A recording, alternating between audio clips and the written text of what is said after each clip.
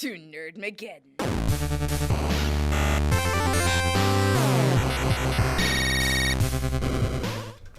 Hello and welcome back to Nerdmageddon. This is our spooky Halloween episode. I'm one of your gracious spooky hosts, David S. Pumpkins, aka Simon Clark, and with me I am Negan from The Walking Dead, aka your friendly neighborhood feline, Corey Herzog.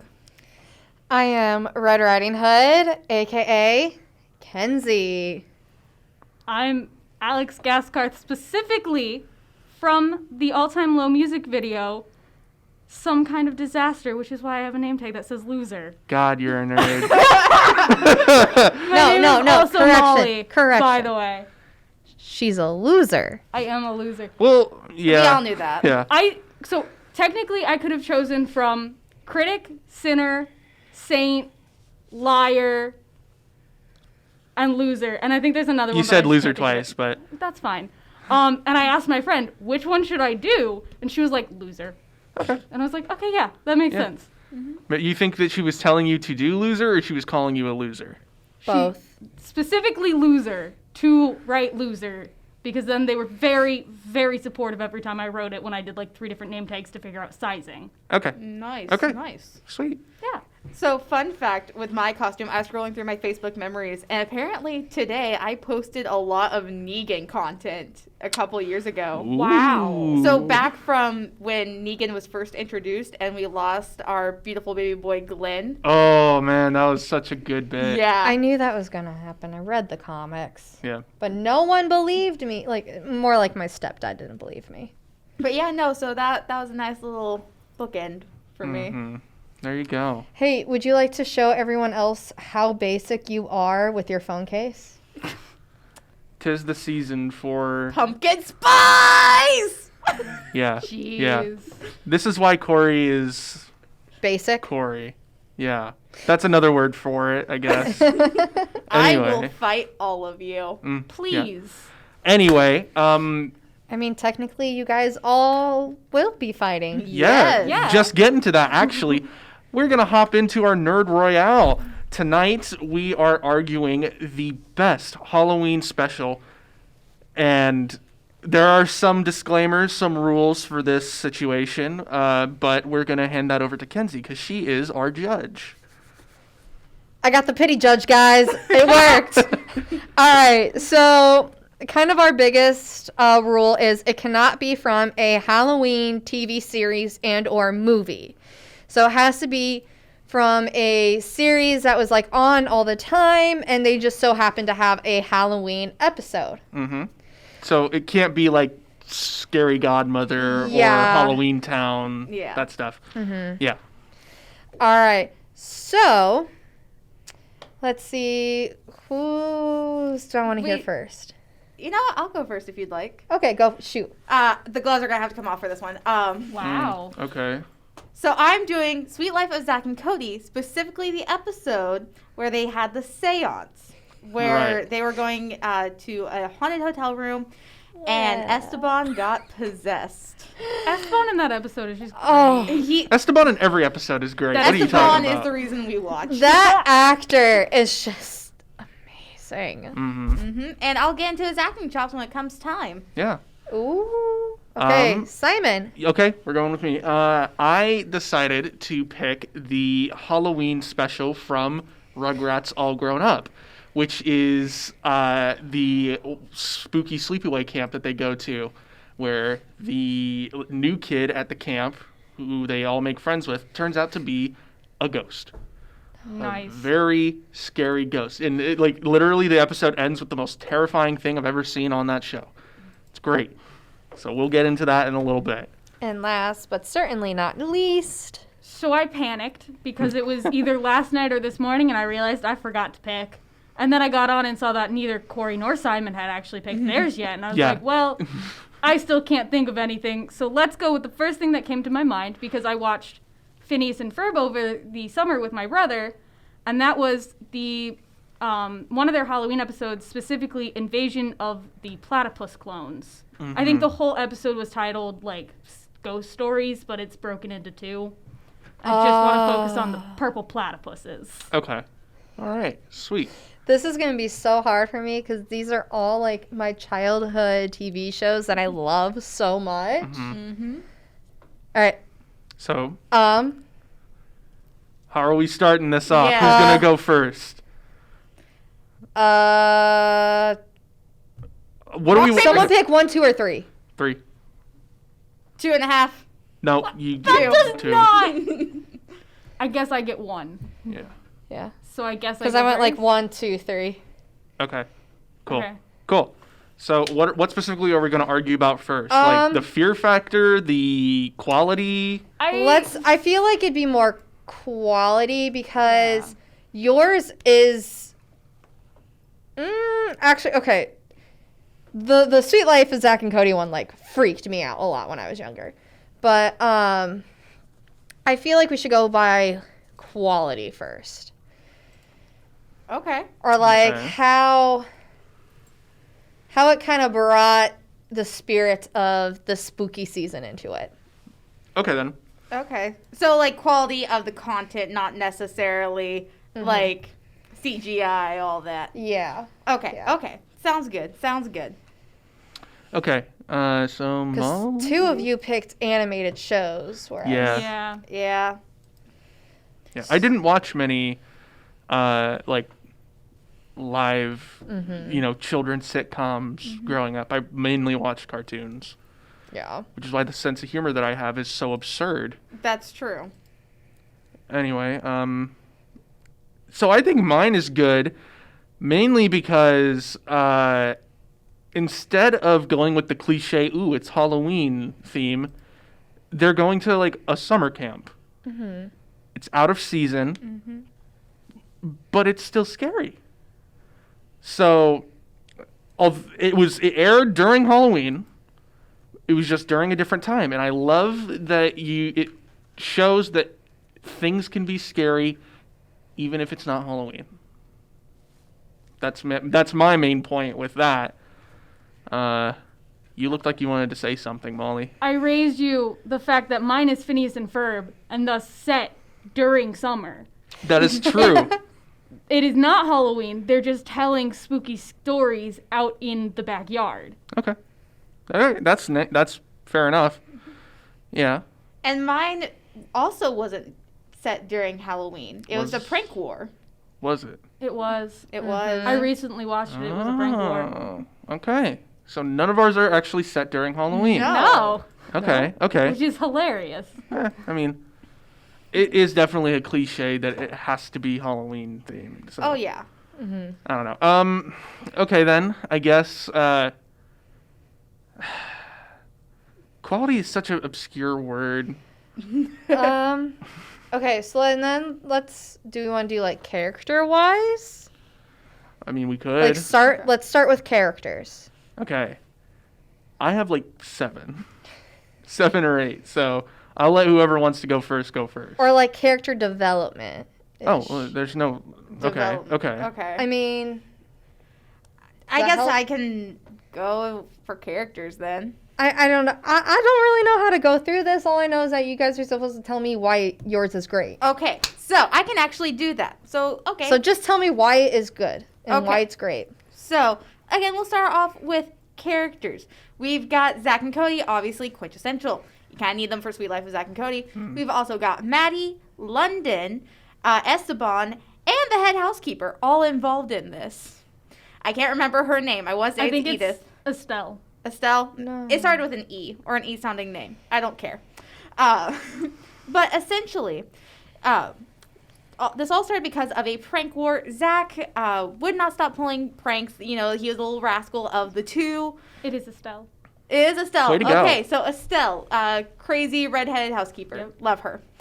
But Zach's pulling pranks. Everyone's really fed up with it. And so they staged this elaborate prank to get him back. So there is a legend that there is a ghost in room 613 of the Tipton Hotel.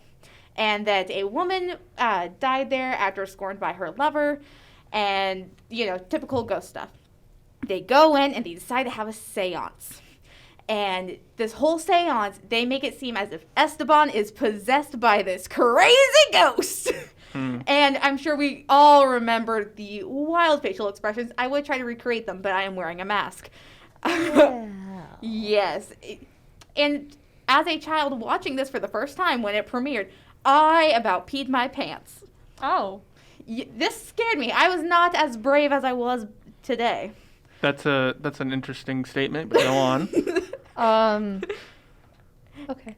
But they go on, and finally they realize that Zach realizes it's just a giant prank to get him back. So he does grow a little bit, so there is some character development because he realized maybe I shouldn't play so many pranks on the people who actually care about me. But London forgets her scarf, and so the boys go back into the hotel where they actually run into the ghost. But she's actually very nice and very pretty. But she hands them the scarf and is like, oh, have a good day, and walks through the wall. That's such a... no, actually, I can't argue that point. We're going to say it's cliche. Yeah, because my episode does that too. It does. Yeah, it does. But it does it in a cooler way. Well, yours is also animated. Yeah. So they have a little more liberty. Well, mine, they had to use practical effects. And it was from like Early the 2000s. Well, I mean, effects then were pretty good, though. Yeah, so Yeah. it was actually very heavily reliant on the actor's abilities. Yeah. Mine, I would argue, although it is an animated show, is way better because these are characters that you've known for a very long time. In fact, this is literally a series showing how they've grown up. So it's a series about character growth. Once again, the summary is they go to the sleepaway camp during the summer. I believe it's Tommy brings a video camera with him to, capture all the fun stuff that they do. And there's another kid there. I don't remember his name, but he's like the odd kid out, not part of the original. Yeah, Bean. Thank you. Yeah, he's the only kid there who's not part of the original Rugrats group. He tells these spooky stories about how this cave is haunted up there, and they go and investigate it, and they get scared out and leave later on. When their trip is over, they part ways with Bean. Bean just they never get back in contact with him, and when they're looking through the videotapes that they took, it cuts out. It's black and white footage of the cave, and Bean comes walking through the cave. His eyes are glowing red, and says some creepy thing. I don't remember what it was, but it scared me as a child, and is just good stuff, terrifying, and just the final ghost gotcha gag is the thing I was gonna argue, but. I mean, yours also has quite a few cliches within it as well. Mainly the fact that they are putting on a musical of the story that happened to the pioneers that got lost in those caves. Well, yes. So they have that going on, which gives it kind of a Phantom of the Opera-esque thing. I would argue your point is misdirected. I think you meant Addams Family Values. The one where, they do a Thanksgiving that's play. yes. Good movie. It's such a great movie. It's a wonderful movie. Yes.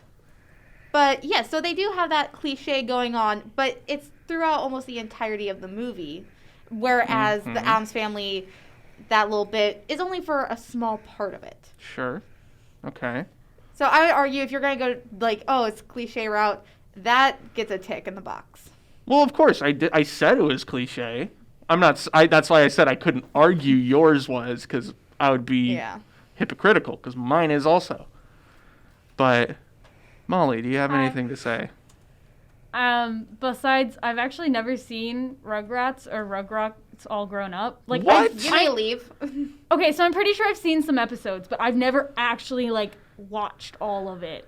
It just wasn't my childhood. I don't know how to explain it other than somehow we just decided to go full anime or Disney Channel. Okay. Well, you need to see Rugrats. It's a very important and special part of many generations' memories. I never watched Phineas and Ferb. I've watched bits and pieces, but I have not seen the episode that you will be arguing tonight. Yeah. It's understandable considering it was 2012, I think, that it came out.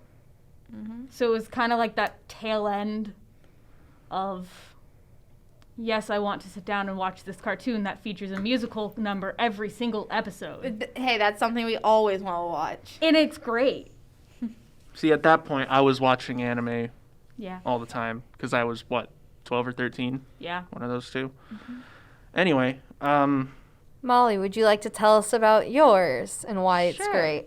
So, honestly, I feel like it's one of the funnier episodes from Phineas and Ferb, especially with the more like spooky Halloween-esque theme. I did, after looking at a few of the other ones, kind of wish I had chosen the Candace one where she thinks she's a vampire. Wait, Because it's hilarious. Because she kind of just goes full emo. nice. Yeah. Nice. Yeah. Okay. But in this one, Phineas is reading. The whole story is that Phineas is actually reading a book. It doesn't actually happen because there's a level of insanity that they decided to accept as reality within the Phineas and Ferb universe. Okay. And this was not it. Okay. But so he's reading a story, and it's about the fact that if you spill if you spill grape juice on a platypus, it will clone into an evil purple version of a platypus. Oh, Gremlins. Gremlins. Yes. So it's just So it's- Gremlins. Okay. Yes. But so Buford is like, I'm going to ignore that evil bit and see if this happens. And it does. And then the platypus ends up pouring grape juice on itself in order to continue to multiply. And so it's just Phineas, Ferb, Isabella, Belgie, and Buford dealing with a bunch of evil clones of Perry. Okay. And it's hilarious because you get to find out that Belgique has a life coach who is a cowboy. His name is Dude. Rusty. That's perfect because I feel that cowboys are a part of my life, and I want to be one real bad. But Yeah. I'm terrified of horses, so I can't. Honestly, understandable. That's why you write a cow. You know this. Yeah, You yeah, know no, this. no, You I can't look at me like that every time I say I'm no, scared no, of horses. No, I'm just like, I was looking at you and I'm like, I wonder if I could get him to pet a horse. I mean, I'll pet one. I won't like it. It's just proximity to horses are scary. Until So- you just ride a cow. I'd be fine with that. Yeah, maybe, You'd be maybe, an actual cowboy? yeah, you can just be a legit cowboy and just ride a cow. Yeah. Yeah. Okay. But so the story ends actually with a retelling of the ending for their story. Because in the original, everyone dies. They all die in a grape juice factory because that's where the platypi were trying to, like, multiply themselves. And they all end up dying a gruesome death. How did they die? What did I just Probably- look up? Probably drowning hold in on. grape juice. You guys- No. So the platypi just slowly start, like, taking, like, the children, like, going over them. So it's just implied that they are torn to shreds. What? Yeah. What? But So, because I'm trying to figure out, I can't remember who said it, but it's everyone is just kind of like, that's not a good ending. So then Phineas retells it to where it's the Hollywood ending. So Rusty busts in on a unicorn, here it is. hits a pipeline because, their weakness is soap and water. So he hits a pipeline that they were trying to hook up with soap and water before all dying. Besides Phineas, because Phineas was last and then he ended up dying. But in this version, Rusty busts in before that happens. And everything just goes away. And the other children are just like there. Because Okay. they were just covered by platypi. It's fine. All right, are you guys ready Ignore for it. this? Mm-hmm. Sorry, I looked it up and this popped up, so I clicked onto it. Rusty threw his lasso up and turned on the sprinklers. The soapy water sprayed onto the evil platypus clones, making them vanish. Rusty had saved the day. And it's just a ton of platypi screaming with water. Yep. But That's actually- my whole mood. the full end before the little gag bit at the end is Buford saying that he doesn't believe the story, not because of the platypi clones with purple grape juice, but because there's a cowboy in it, and he's never seen a cowboy. And so it ends with him being like, have you ever seen a cowboy in real life? And then everyone looking at the camera in shock, like, oh my God, we've never seen a cowboy in real life. I have. It's my just dad. hilarious. Well, yeah, Yeah. that's a fair point. Yeah. My dad is a cowboy. So I still think Rugrats is better. Again, I mean, obviously, I'm kind of arguing against my own point because, yes, it is cliche, and also this is a point that I want to make. I think original Rugrats is better than All Grown Up. I think everybody thinks that way. Yep. I also just really like All Grown Up. I think that was just a fun show. Really? Yes, I actually. So during quarantine, I watched almost all of Grown Up on Amazon Prime Nice. in a span of like a week. It's a good show, and I love that it actually gives gives Dill personality. Gives him personality. Kenzie discovered a gif of the moment when Wow. the platypi leave their backyard, and Phineas is just like, wow, that's such a Halloween thing to happen in the middle of summer. Okay. Yeah. Yeah.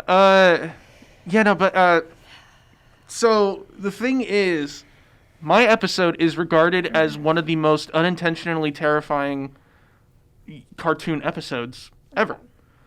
I've seen it on multiple YouTube countdown lists where it's like the most terrifying cartoon scenes ever, or most terrifying cartoon things, which is usually paired with, Courage the Cowardly Dog, Return the Slab, or I'm Not Perfect. Those things, which both of those are terrifying. Courage the Cowardly Dog is terrifying. Did I continue to watch it? Yes. Dude, I watched it when I was 6, and I loved it. Yeah. The Return the Slab episode messed me up. Oh yeah. No, I could not sleep for a week after that. No, I watched it at about the same age too, but It's such a good show. it's such a good show. terrifying. I could only watch it during the day, but Anyway, yep. I think that deserves points for my cause. It being regarded as one of the more terrifying things in cartoon history. I mean, Esteban getting possessed is also one of the scariest things to air on Disney Channel. Yeah. It was. Was it? Yeah. Yeah, that. If discounting the more actual Halloween themed things. Yes. Okay. Where they the more mature TV shows where they were trying to be scary. But when they're not intentionally trying to be super scary. Also, there is a bit of an element of it being like a haunted house, because this is where most of them live. So Right. the fact that they also have a ghost in their backyard, and for a while, at least Zach didn't realize that Esteban wasn't really possessed. Plus, again, I'm just going to keep talking about the practical effects because it was really good. They had things floating, spinning, which I'm still not quite sure how in context they were able to do that, within the show, but whatever. GIF. Motors. Oh, yeah. Motors or Arwen gifts? was involved. Arwen was involved. Mm-hmm. Forgot about him. I always forget about Arwen. A lot of people do. Even Arwen forgets about Arwen. Yeah. Did you know he had his own show for a while? I did not. Yeah, Arwen had his own show on Disney Channel. Wow. Yeah, it didn't do well. Yeah, they played it after Shaun the Sheep, late at night. Yeah. It did not do okay. Mm-hmm. But it's scary. It's legitimately scary. Even kind of going back and watching it, I'm like, yeah, I understand why I was scared of that. Mm-hmm.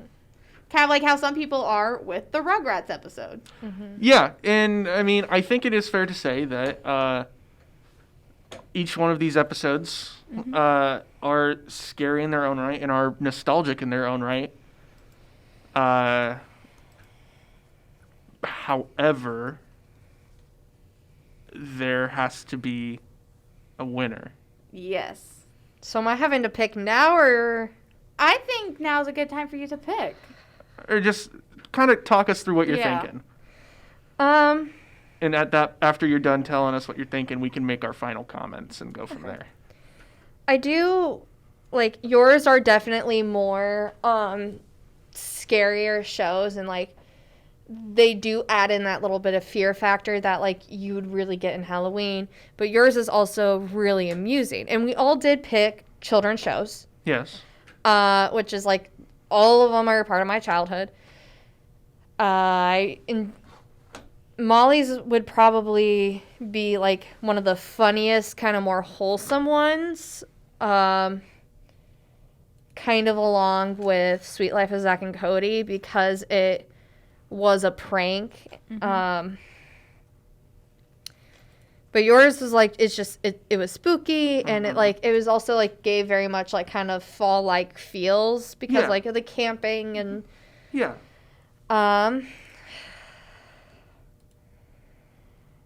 Right now I really don't know. I believe just because like I just remember it so extremely vividly and I might end up I'm leaning a little bit more towards Sweet Life of Zach and Cody. Okay. Just because it is one that I remember it just so extremely vividly. I remember being scared during it, but it's still like an episode I will go back and watch all the time. Okay. All right. I like how this is going. Okay. All right. So let's do some final comments and see if we can't. If you can sway me, If we can sway you.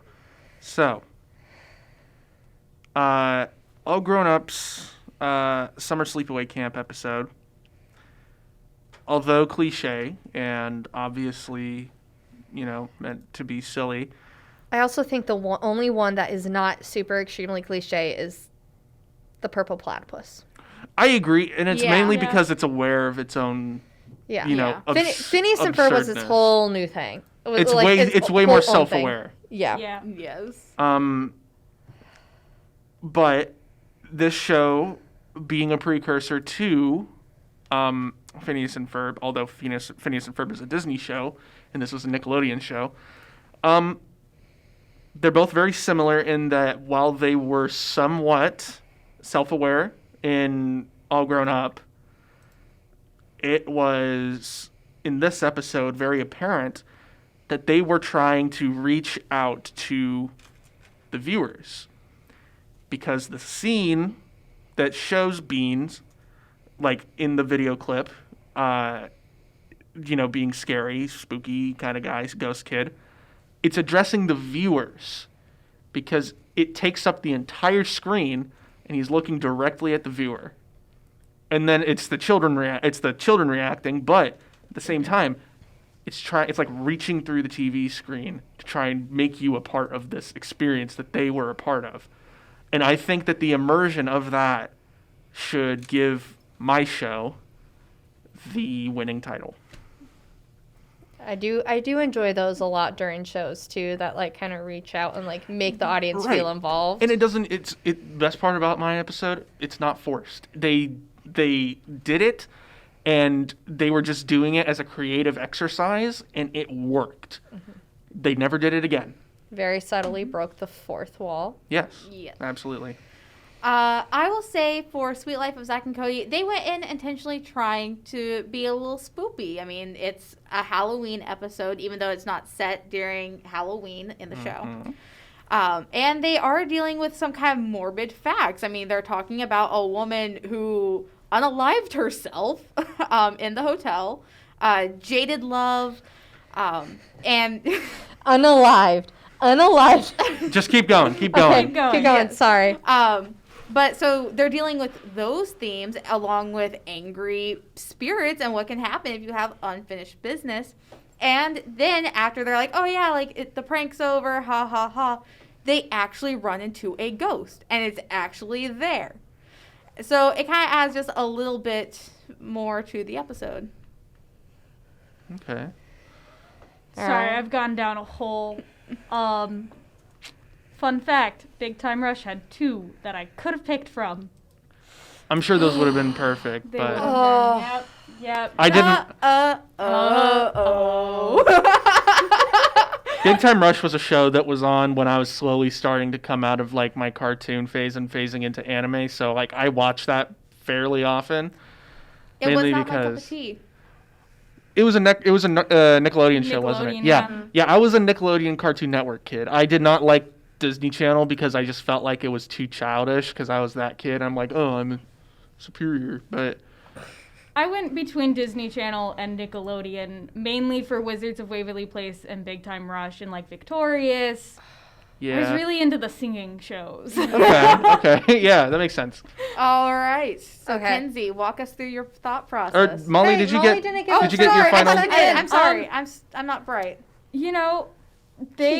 Jeez, Corey. Jeez. I don't actually know if this was one of their official like Halloween movie or episodes because when I looked it up, it was hard to find. Oh wait, no, it was. Never mind. It's because it's separated into 3, so it was hard to figure out which one was which. But it's a funny, like it's shorter than all their other episodes because it was not instead of an episode split into 2, it was an episode split into 3, and it's. I think one of the funniest episodes that they did, thinking about it and like looking back on it, mainly just for the freaking unicorn at the end. Yeah. Okay. Unicorn with With a Rusty. cowboy on top of Rusty it. the Rusty on cowboy. with his lasso. And it just feels very in theme with all their other episodes where they don't really care about, like, I don't want to say fourth wall because it's not necessarily like the fourth wall, even though they do kind of break it at the end. But it's more of just like, they look at something and they're just like, how can we address what like a fan would think about it and then change it based off of that. Okay. It was self-aware. Yes. I'm tired. No, that's fine. Oh, y'all are really, you all made it really hard.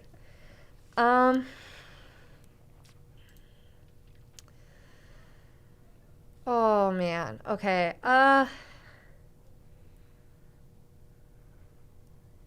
know you'll make the right decision. I know you will. I know you will too. No pressure. Thanks.